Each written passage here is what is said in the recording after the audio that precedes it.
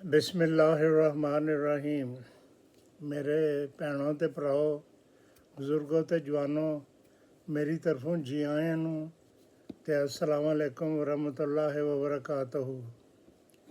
अज तो कुछ बरे पहले मैं सिखां दा एक चैनल देख रहा सा ते उहदे विच जिहड़ा न्यूज़ कास्टर सी ਉਹ ਜਿਹੜਾ ਨਾ ਜਿਹੜੀ न्यूज़ पढ़ ਰਿਹਾ ਸੀ ਤੇ ਕਹਿੰਦਾ कि पाकिस्तान की फायरिंग की वजह नाल भारत के 4 पेंडू मर गए।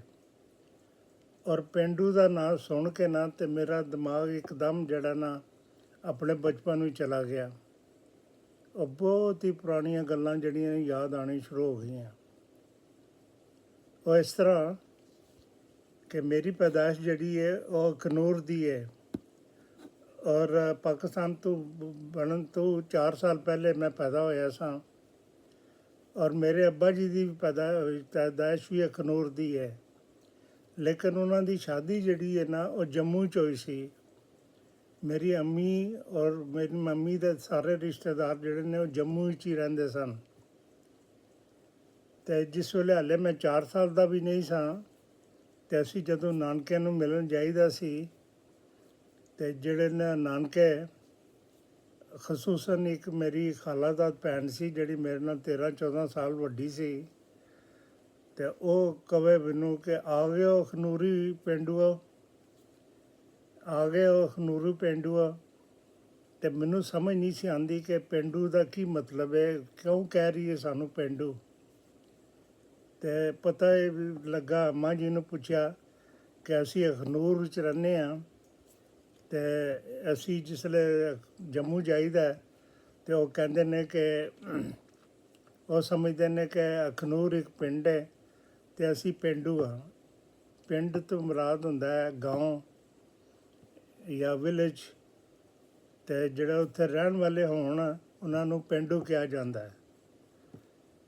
तो बहरहाल असी 4 साल की मैं तो 4 साल की मेरी उम्र सी तो असी तो हिजरत करके पाकिस्तान आ गए, क्योंकि खलीफतुल मसीह ने जड़ा ना सानू कहा सी कि जिन्ने मुसलमान ने फौरन सारे ਜਿਹੜੇ जा सकते ने फौरन इंडिया जड़ा ना पाकिस्तान पहुँच जान।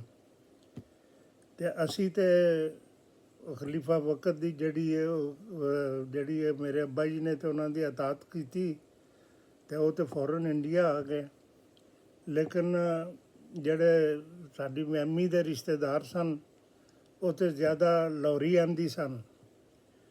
तो उन्होंने कहना शुरू किया कि ओ बुज़दिलो, बड़े जड़े ने छोटे दिल वाले बुज़दिलो, नस के जा रहे हो, तुहानू की तकलीफ है इत्थे, ठीक है इत्थे रहने पे हाँ।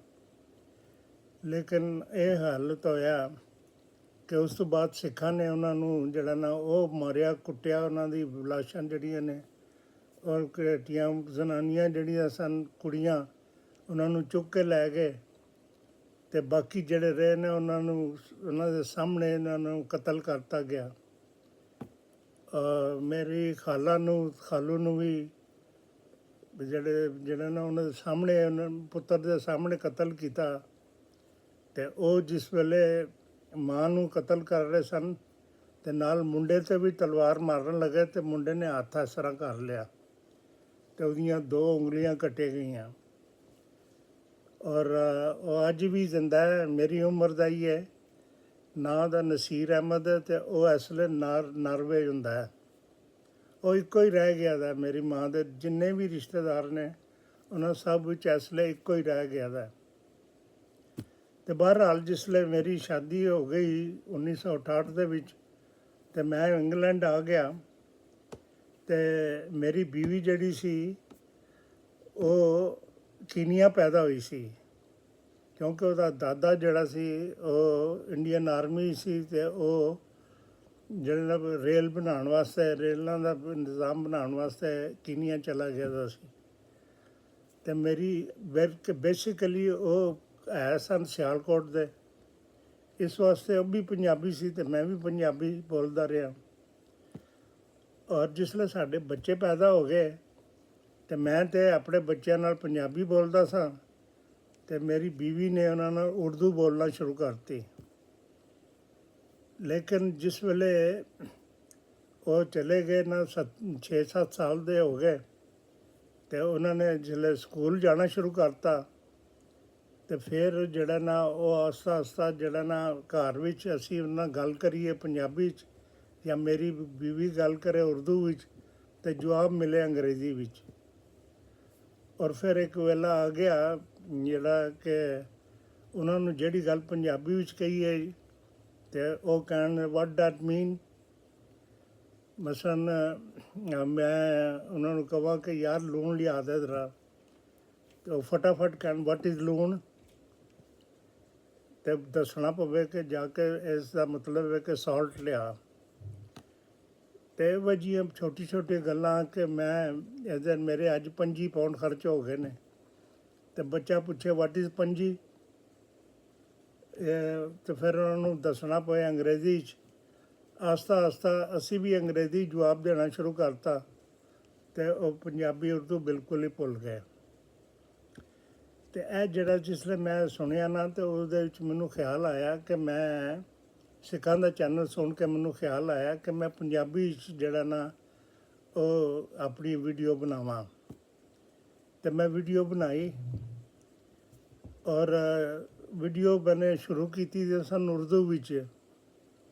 ਤੇ ਜਿਸਲੇ ਮੈਂ ਪੰਜਾਬੀ ਵਿੱਚ ਸ਼ੁਰੂ ਕੀਤੀ ਤੇ ਮੈਂ ਆਪਣੇ ਪੁੱਤਰਾਂ ਨਾਲ ਪੁੱਛਿਆ ਕਿ ਤੁਸੀਂ ਮੇਰੀ ਵੀਡੀਓ ਦੇਖਦੇ ਹੋ?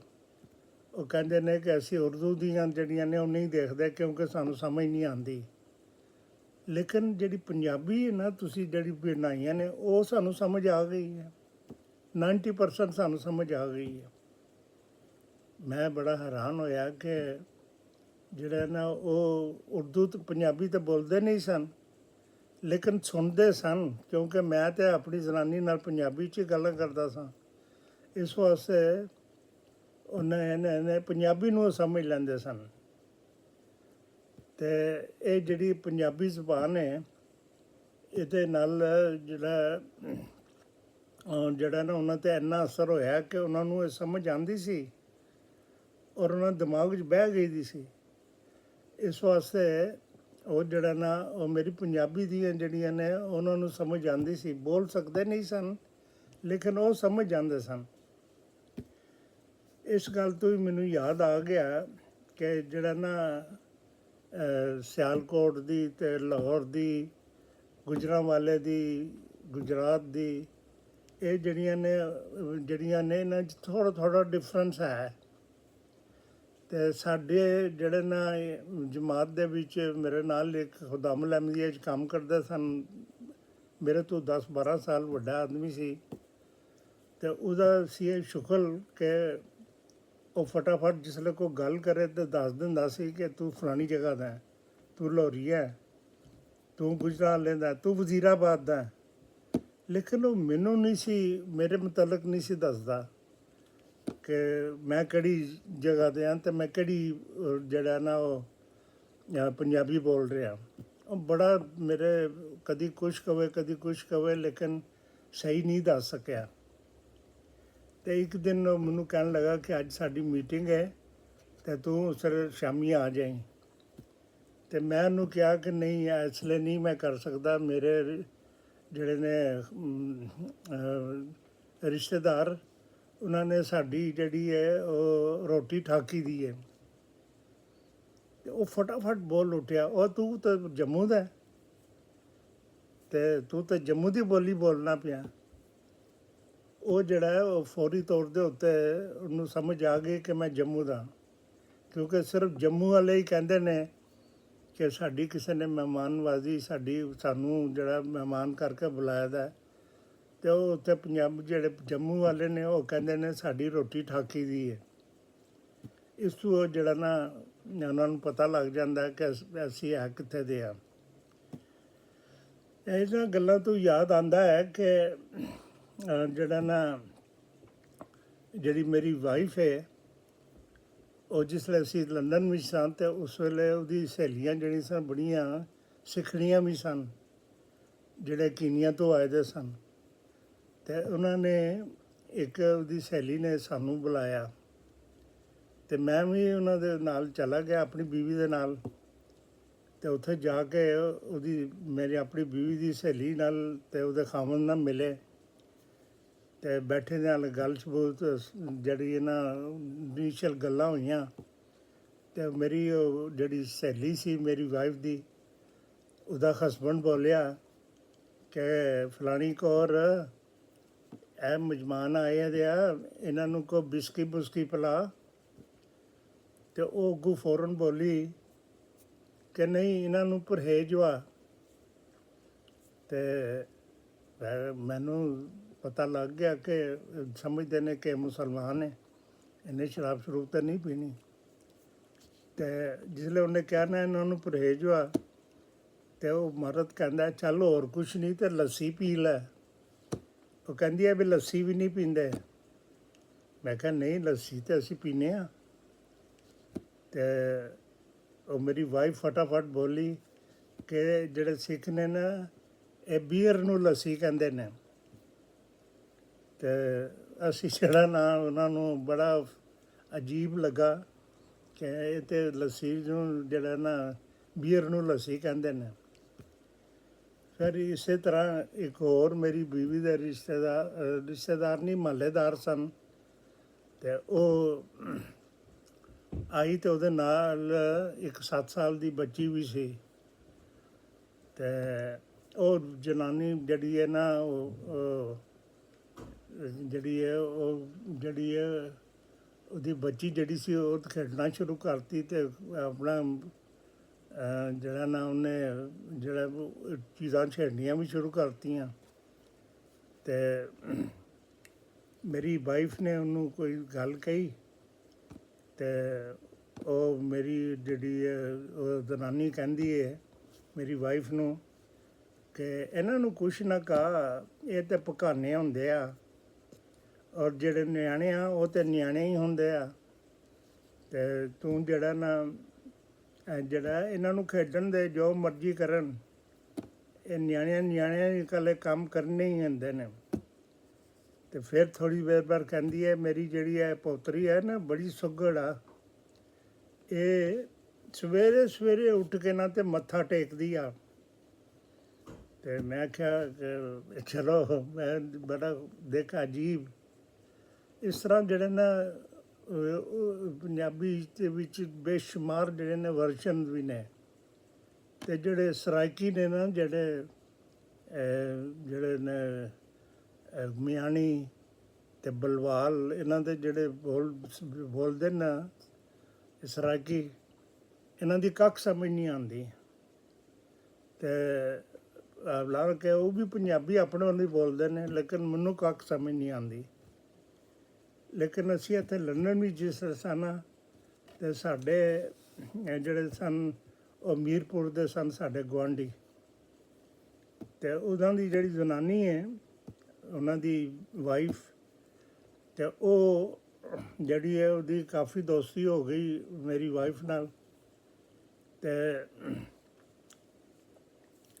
ਉਹ ਜਿਸਲੇ ਕਵੇ ਕਿ ਗੱਲਾਂ ਕਰੇ ਆਪਸ ਵਿੱਚ, ਅਤੇ ਉਹ ਕਹਿਣ ਜੀ ਕਿ ਇਹ ਤਾਂ ਬੂੰ ਬਾਸਟਰਡ ਹੈ, ਫਲਾਣਾ ਆਦਮੀ ਬੂੰ ਬਾਸਟਰਡ ਹੈ।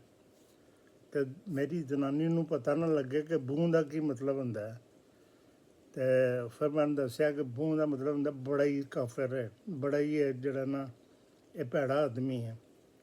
ਅਤੇ ਇਹ ਜਿਹੜਾ ਨਾ ਉਹ ਜਿਹੜੀ ਇਹ ਗੱਲ ਇਸ ਤਰ੍ਹਾਂ ਹੀ ਚੱਲਦੀ ਰਹੀ। ਅਤੇ ਦੂਸਰਾ ਜਿਹੜਾ ਨਾ ਮੈਂ ਘਰ ਨਹੀਂ ਸਾਂ, ਅਤੇ ਜਿਹੜੀ ਨਾਲ ਦੀ ਜਨਾਨੀ ਆਈ ਮੀਰਪੁਰ ਦੀ, ਅਤੇ ਉਹ ਮੇਰੀ ਵਾਈਫ ਨੂੰ ਕਹਿੰਦੀ ਹੈ ਕਿ ਜ਼ਰਾ ਪਲੀਜ਼ ਜਿਹੜਾ ਨਾ ਕਲਵੱਤਰੀ ਦੇ ਆ ਜੇ।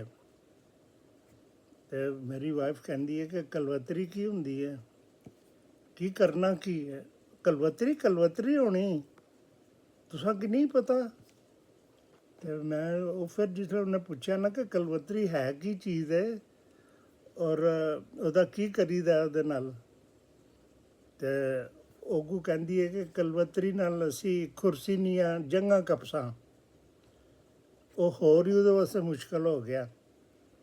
ਅਤੇ ਉਹ ਕਹਿੰਦੀ ਹੈ ਅੱਛਾ ਮੇਰਾ ਖਾਮਦ ਆਏਗਾ ਨਾ ਅਤੇ ਫਿਰ ਤੁਹਾਡੇ ਨਾਲ ਗੱਲ ਕਰੇਗਾ। ਮੈਂ ਘਰ ਆਇਆ ਤੇ ਉਹਨੇ ਮੈਨੂੰ ਦੱਸਿਆ ਕਿ ਇਹ ਕਹਿੰਦੀ ਪਈ ਸੀ ਕਿ ਕਲਵਤਰੀ ਮੰਗਦੀ ਸੀ ਪਈ ਤੇ ਕਹਿੰਦੀ ਹੈ ਕਿ ਖੁਰਸੀਨੀਆਂ ਜੰਗਾਂ ਕਪਸਾਂ। ਤੇ ਮੈਨੂੰ ਜਿਹੜਾ ਨਾ ਮੈਨੂੰ ਸਮਝ ਆ ਗਈ ਕਿ ਕੀ ਕਹਿਣਾ ਚਾਹੁੰਦੀ ਹੈ। ਤੇ ਮੈਂ ਉਹਨੂੰ ਆਰੀ ਕੱਢ ਕੇ ਦੇ ਦਿੱਤੀ ਕਿ ਮੈਂ ਉਹਨੂੰ ਜਾ ਕੇ ਮੈਂ ਕਿਹਾ ਦੇ ਕੇ ਆ ਜਾ। ਤੇ ਇਸ ਤਰ੍ਹਾਂ ਜਿਹੜੀ ਗੱਲ ਹੋਈ। ਇਸ ਤਰ੍ਹਾਂ ਮੇਰੇ ਇੱਥੇ ਕਾਫੀ ਦੋਸਤ ਸਨ ਜਿਹੜੇ ਜੇਲ੍ਹਾਂ ਤੋਂ ਆਏ ਦੇ ਸਨ ਤੇ ਉਹ ਉਹਨਾਂ ਨਾਲ ਜਿਹੜਾ ਨਾ ਇੱਕ ਮੇਰਾ ਦੋਸਤ ਸੀ ਅਹਿਮਦੀ ਸੀ ਲੇਕਿਨ ਉਹ ਮਹਿਮੂਦਾਬਾਦ ਜੇਲ੍ਹਾਂ ਦਾ ਸੀ ਤੇ ਬੜਾ ਅੱਛਾ ਤਲਕ ਸੀ, ਬਹੁਤ ਹੀ ਮੈਨੂੰ ਪਿਆਰਾ ਸੀ ਔਰ ਉਹ ਫੌਤ ਵੀ ਹੋ ਗਿਆ ਦਾ। ਤੇ ਇੱਕ ਦਿਨ ਉਹ ਕੰਮ ਕਰਦਿਆਂ ਮੈਨੂੰ ਕਹਿੰਦਾ ਹੈ ਮਜੀਦ ਸਾਹਿਬ ਜਾਓ ਤੇ ਤੁਸੀਂ ਮੋਹਟ ਕੱਚ ਆਣੋ ਤੇ ਮੋਹਟ ਕੱਚ ਆਣੋ ਦਹਲੀਜ਼ ਦਾ ਨਾਪ ਲੈ ਆਓ। ਤੇ ਮੈਂ ਗਿਆ ਉੱਥੇ ਗਿਆ ਹੀ ਹਾਂ ਤੇ ਟੈਲੀਫੋਨ ਆ ਗਿਆ। ਮੈਂ ਜਿਹੜਾ ਨਾ ਉਹਦੇ 'ਚ ਬਿਜ਼ੀ ਹੋ ਗਿਆ ਤੇ ਥੋੜ੍ਹੀ ਦੇਰ ਬਾਅਦ ਉਹ ਮੈਨੂੰ ਆ ਕੇ ਕਹਿੰਦਾ ਜੀ ਸਾਹਿਬ ਤੁਸਾਂ ਕੀ ਆਖਿਆ ਕਿ ਮੋਹਟ ਕੱਚ ਆਣੋ, ਤੁਸ ਖੜਾ 'ਚ ਹੀ ਗਏ ਹੋ। ਯਾਨੀ ਮਤਲਬ ਹੈ ਕਿ ਤੁਸੀਂ ਜਿਹੜਾ ਨਾ ਤੁਹਾਨੂੰ ਕਿਹਾ ਸੀ ਕਿ ਦਹਲੀਜ਼ ਦਾ ਨਾਪ ਲੈ ਆਓ, ਤੁਸੀਂ ਗੁੰਮ ਹੀ ਹੋ ਗਏ ਹੋ। ਤੇ ਇੱਕ ਹੋਰ ਜਿਹੜਾ ਮੇਰਾ ਵੱਡਾ ਭਰਾ ਇੱਥੇ ਆਇਆ ਤੇ ਉਹ ਜਿਹੜਾ ਨਾ ਇੱਕ ਉੱਥੇ ਸਾਡੇ ਹੋਰ ਹਮਸਾਇਆਂ ਤੋਂ ਅੱਗੇ ਇੱਕ ਰਹਿੰਦੀ ਸੀ ਜ਼ਨਾਨੀ, ਉਹਦੀ ਵੀ ਮੇਰੀ ਵਾਈਫ ਨਾਲ ਦੋਸਤੀ ਸੀ।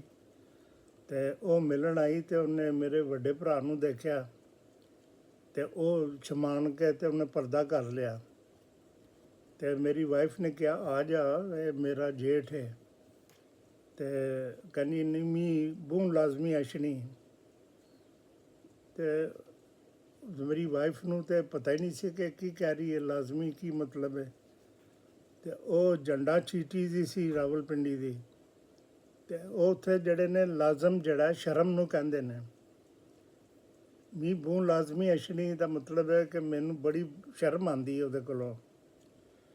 ਇਹ ਕੁਛ ਗੱਲਾਂ ਸਨ, ਮੈਂ ਕਿਹਾ ਤੁਹਾਨੂੰ ਅੱਜ ਇਹ ਦੱਸ ਦਈਏ ਕਿ ਇਹ ਚੀਜ਼ਾਂ ਨੇ ਜਿਹੜੀਆਂ ਕਿ ਜ਼ੁਬਾਨਾਂ 'ਚ ਇਹ ਹੁੰਦਾ ਕਿ ਇੱਕ ਦੂਜੇ ਦੀ ਜਿਹੜੀਆਂ ਗੱਲਾਂ ਨੇ ਉਹ ਯਾਦ ਨਹੀਂ ਰਹਿੰਦੀਆਂ। ਤੇ ਮੇਰਾ ਖਿਆਲ ਹੈ ਕਿ ਕਾਫੀ ਲੰਮੀ ਹੋ ਗਈ ਹੈ ਵੀਡੀਓ। ਮੈਂ ਹੋਰ ਵੀ ਬੜੀਆਂ ਗੱਲਾਂ ਕਰਨੀਆਂ ਸਨ ਪਰ ਮੇਰਾ ਖਿਆਲ ਹੈ ਕਿ ਮੈਂ ਇੱਥੇ ਖ਼ਤਮ ਕਰ ਦਿੰਦਾ। ਮੇਰੀ ਤਰਫੋਂ ਅਸਲਾਮ ਅਲੈਕੁਮ ਰਹਿਮਤੁਲਲਾਹ।